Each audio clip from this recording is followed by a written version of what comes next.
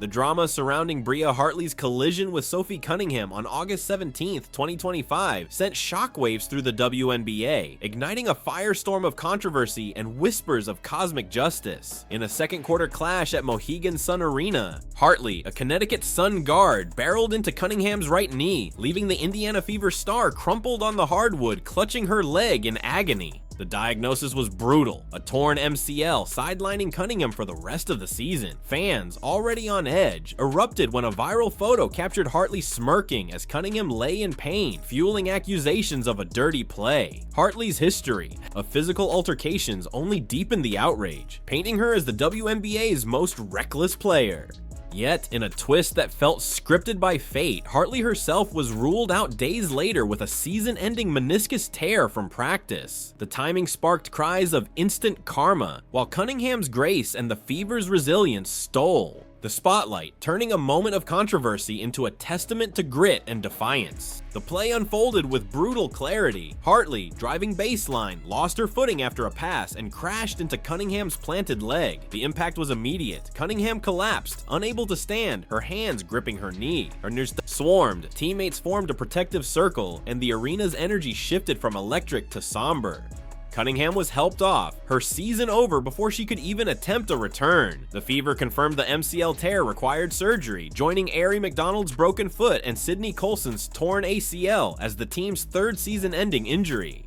The collision, while physical, wasn't initially deemed malicious. Until the photo, snapped by a courtside lens, it showed Hartley with what appeared to be a smug grin as Cunningham writhed. That single frame, frozen in time, exploded across the internet, amassing thousands of shares within hours. To fans, it wasn't just a bad look, it was evidence of intent. Hartley's past didn't help her case. The 2025 season had already seen her ejected twice, once for bumping Sabrina Ionescu, another for shoving Rebecca Allen. A widely circulated clip showed her grabbing Angel Reese's hair during a rebound battle, Reese's furious reaction amplifying the moment. These incidents, stacked together, formed a narrative. Hartley played with an edge that crossed into recklessness. Commentators labeled the Cunningham collision the dirtiest play of the season, and the lack of a foul call drew fire. The WNBA's officiating, already under scrutiny, faced accusations of inconsistency, quick to fine players like Cunningham for criticizing refs, but slow to address dangerous plays. Cunningham herself had been docked $500 for a TikTok post slamming officials and more for podcast remarks. Yet Hartley faced no immediate repercussions. The outrage wasn't just about the play, it was about a league seemingly failing its stars. Fans pointed to injuries plaguing players like Caitlin Clark and Nafisa Collier, arguing the WNBA's lax enforcement emboldened aggressive tactics. Cunningham's family amplified the fury. Her mother, Paula, called Hartley disgruntled and out of control, while her sister, Lindsay, blasted the league for finding critics instead of protecting players.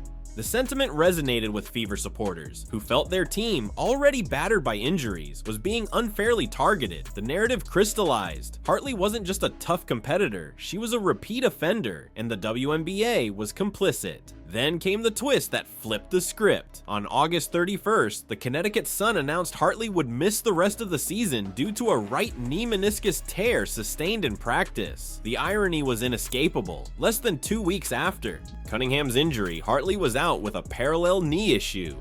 Fans dubbed it basketball gods at work, a poetic reckoning for a player whose aggressive style had drawn such scrutiny. For the Sun, losing Hartley, a rotational guard averaging 8.9 points across 38 games, was a blow to their playoff push.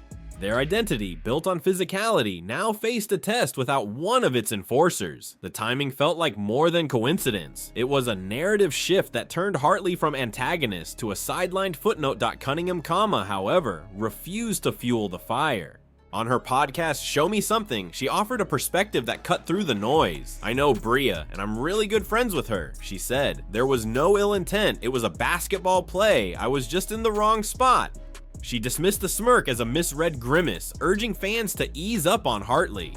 "There are some girls I think might hurt me intentionally, but she wouldn't," she added, even asking her mother to retract her critical comments. Cunningham's grace stood in stark contrast to the venom online, painting her as a competitor who could absorb a hit, literal and figurative, and rise above. Yet she wasn't all diplomacy. On Twitter, she fired back at detractors with a sharp F around and find out, a four-word rallying cry that captured her fire. It was a glimpse of her duality, poised in reflection, fierce in defiance.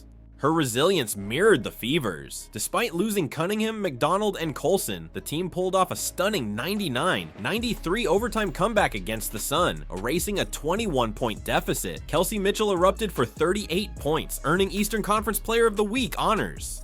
Lexi Hull emerged as a steady leader, while Aaliyah Boston dominated inside. Coach Stephanie White praised their grit. They're selfless, they're tough, they bring it out of each other. With Caitlin Clark's return still uncertain, due to a groin injury, the Fever, at 19, 16 and 6th in the standings, leaned on depth.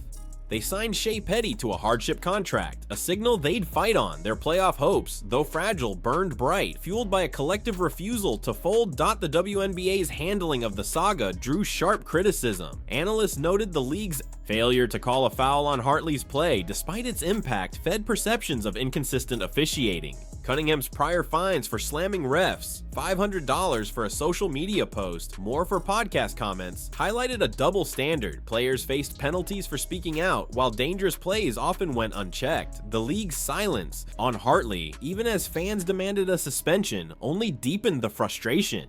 Hartley's injury, while unrelated, gave fans a sense of closure the WNBA didn't provide. Her 245 career games, 2014 All-Rookie nod, and overseas titles spoke to her talent, but the Reese hair pull, Allen shove, and Cunningham collision cemented her as a lightning rod.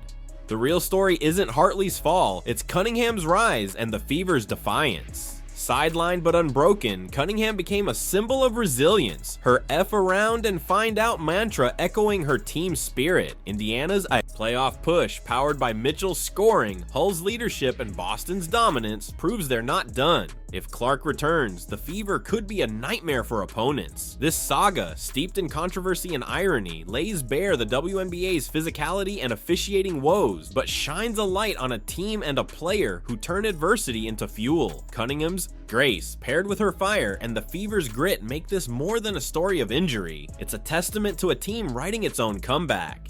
What do you think? Was Hartley's injury poetic justice, or just bad luck? Can the Fever make a playoff run without Cunningham? Will Clark's return tip the scales? Drop your thoughts below, hit like, and subscribe to catch every twist in the WNBA's wildest dramas.